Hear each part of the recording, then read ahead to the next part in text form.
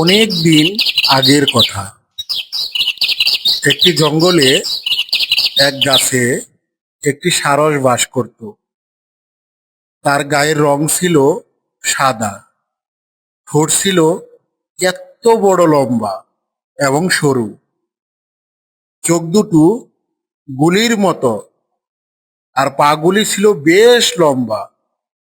কিন্তু সব থেকে সুন্দর যেটি ছিল সেটা হলো তার মন। আর অন্যদিকে গাছটির ঠিক নিচেই একটি গর্তে বাস করত একটি দুষ্ট শেয়াল। তার মনটি ছিল একদম জটিল। দীর্ঘদিন বাস করতে করতে তাদের দুজনের মধ্যে বন্ধুত্ব গড়ে ওঠে। সময় পেলেই তারা বসে গল্প করত। এরকমই একদিন এক শীতের দুপুর, সূর্য লতাপাতার ফাঁক দিয়ে উঁকি মারছে। উষ্ণ সূর্যের তাপে বসে তারা গল্প করছিল।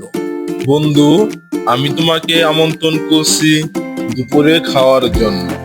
তোমাকে কিন্তু আসতেই হবে।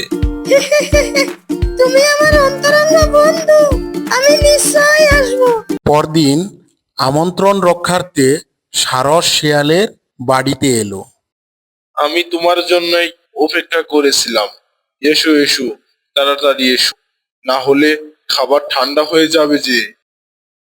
সারস দেখলো দুটি থালাতে পায়েস রাখা আছে এবং তা থেকে সুন্দর সুবাস নির্গত হচ্ছে।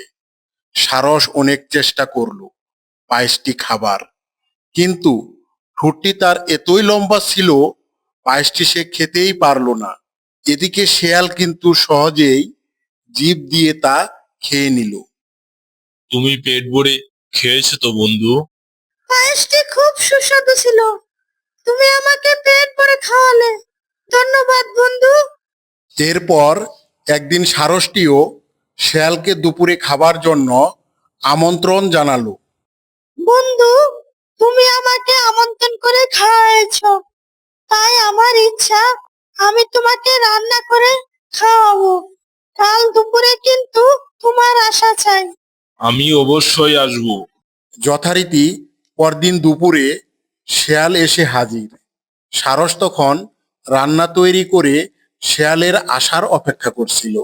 বন্ধু, খেয়ে নাও। শেয়াল দেখলো দুটি লম্বা মুখওয়ালা কুজুতে স্যুপ রান্না করে রাখা আছে।